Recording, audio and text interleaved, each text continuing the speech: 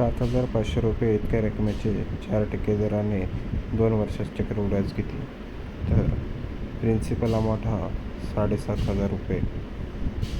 तर rate of interest हा 4% दर. तर वेळ टाईम हा 2 वर्षासाठी. तर आपल्याला साधारण व्याज म्हणजे सिम्पल इंटरेस्ट आणि कंपाऊंड इंटरेस्ट काढायचं. तर त्यासाठी ट्री मेथडचा वापर करू. 7,500 रुपये हा पहिल्या वर्ष आणि दुसरा वर्ष. तर 4% याचा फ्रॅक्शन मेथड होतो 1/25%. तर पहिल्या वर्षी 1/25% आणि दुसऱ्या वर्षी 1/25%.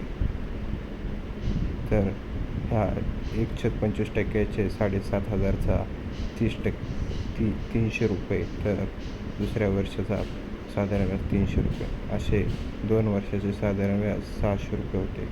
तर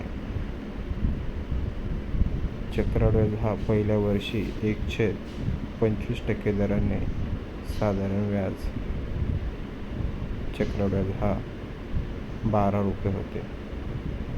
तर साधारण व्याज दोन्ही वर्षाचे मिळून 600 रुपये. तर चक्रवाढ व्याज हा 612 रुपये होते.